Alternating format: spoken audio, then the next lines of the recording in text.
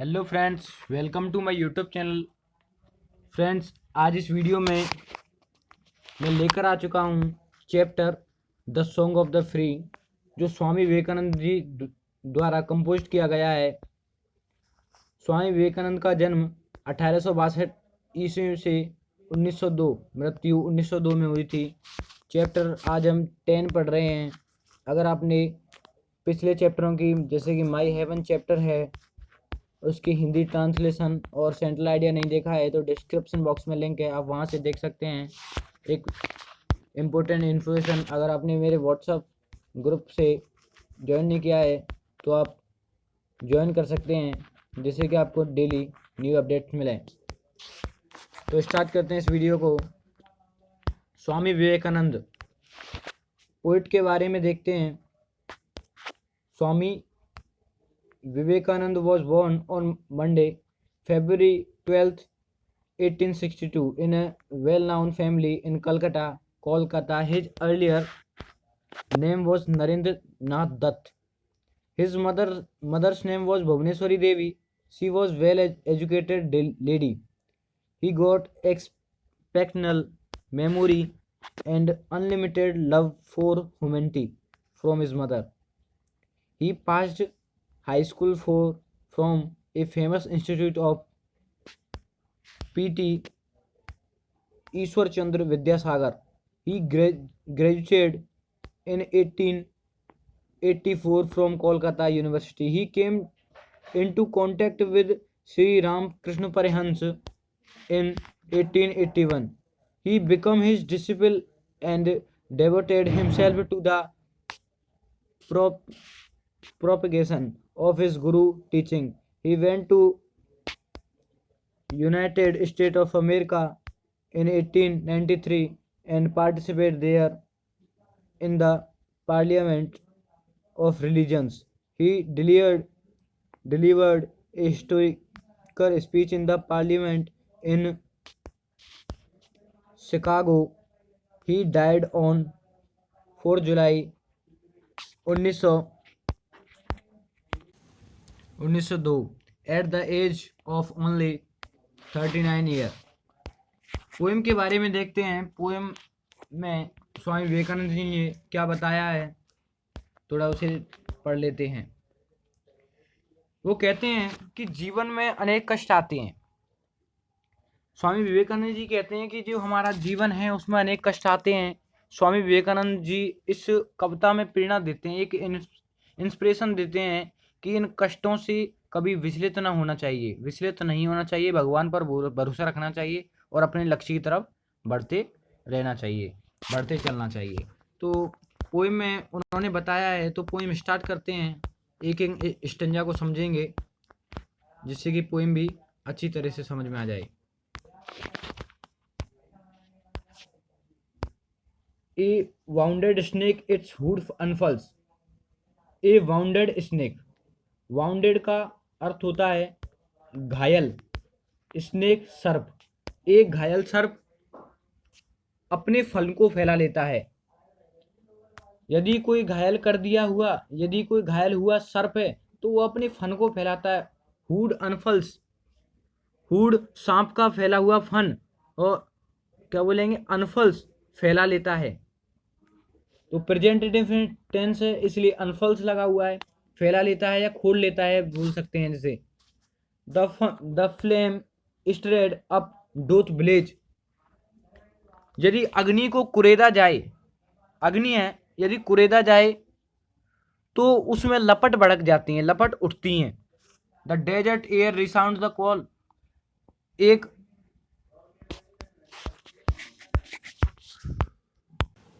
of heart struck lion rage. The desert air resounds the call.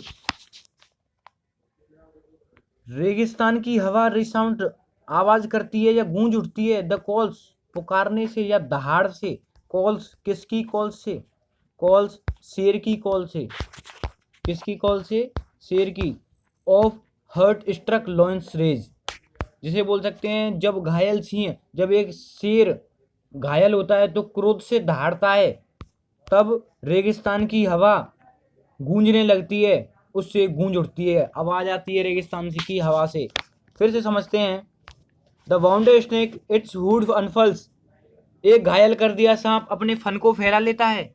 The flame straight up doth village, यदि अग्नि को कुरेदा जाए तो उसमें लपट भड़क उठती हैं। जब घायल सिंह क्रोध से दहाड़ता है तब रेगिस्तान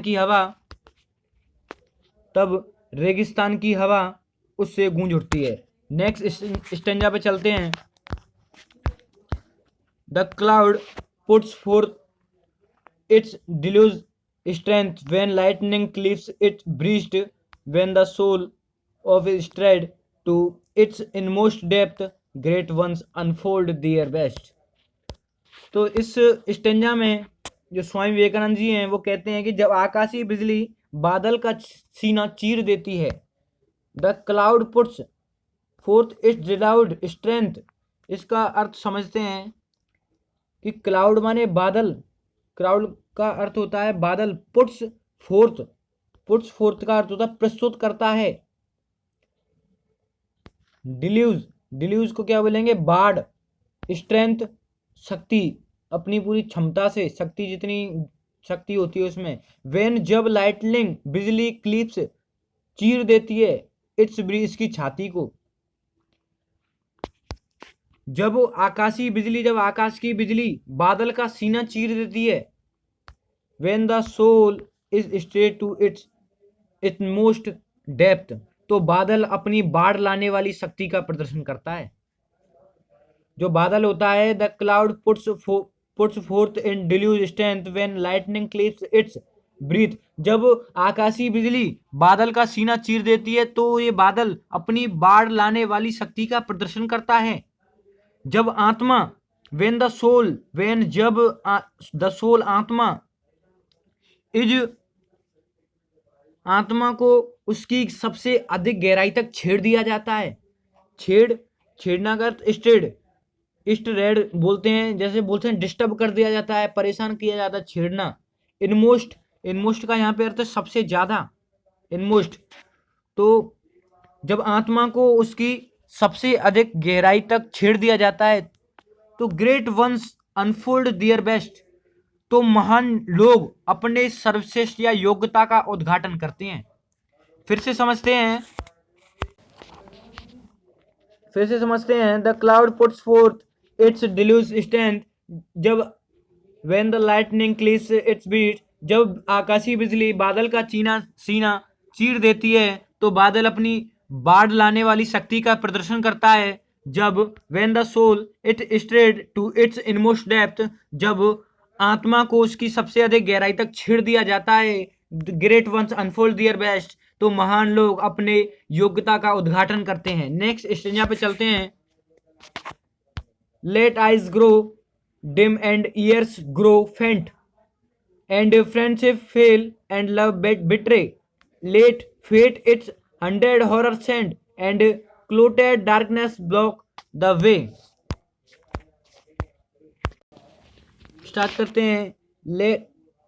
late eye grow dim and ears grow faint, let eye grow माने बिकम या हो जाना, बोल सकते हैं बनना या हो जाना। डिम कमजोर एंड और ईयर्स ग्रो फेंट कमजोर, फेंट का भी अर्थ कमजोर या वीक बोल सकते हैं।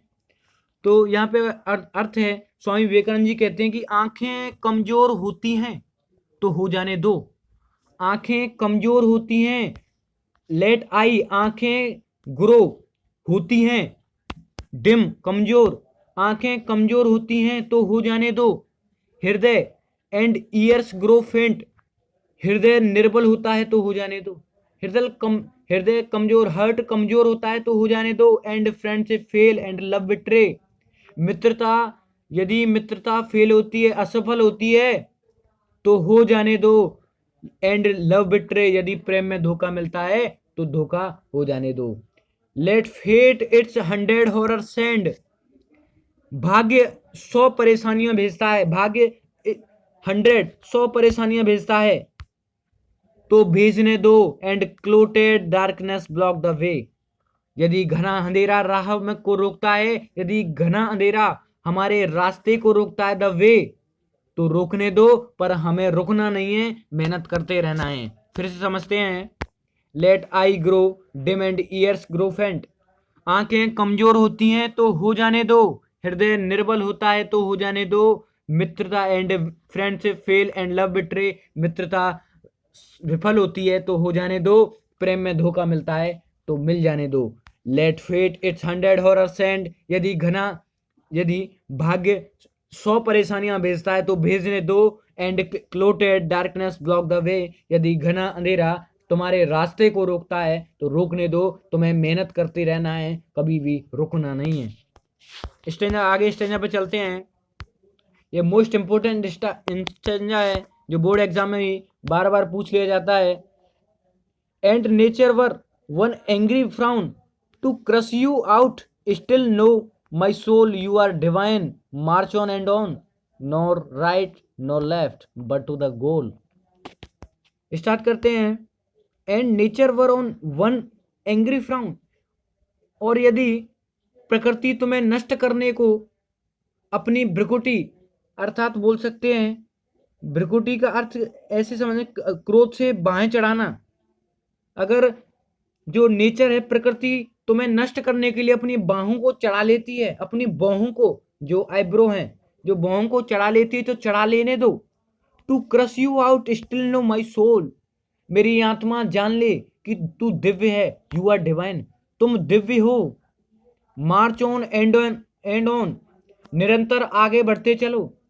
नॉर राइट नॉर लेफ्ट, न दाएं मुड़ो न बाएं मुड़े, केवल बढ़ते चलो, बट टू द गोल, सिर्फ लक्ष्य की ओर आगे बढ़ते चलो, बढ़ते चलो। फिर से समझते हैं। And nature wear one angry frown. आगे, और यदि प्रकृति तुम्हें नष्ट करने को अपनी बाहें चढ़ा लेती है तो चढ़ा लेने दो। To crush you out still know my soul. मेरी आत्मा जान ले कि तू दिव्य है, you are divine, march on and on, not right not left but to the goal. न तुम दाएं मुड़ो, निरंतर आगे बढ़ते चलो, न तुम दाएं मुड़ो न बाएं मुड़ो, सिर्फ लक्ष्य की ओर बढ़ते चलो, सिर्फ लक्ष्य की ओर बढ़ते चलो। स्टूडेंट्स, अगर आपको वीडियो पसंद आई तो वीडियो को लाइक करें और चैनल को सब्सक्राइब करें और बेल आइकन को प्रेस करें, जिससे कि आने वाली वीडियोस की नोटिफिकेशन आप पर सबसे पहले पहुंचे। Thank you for my watching.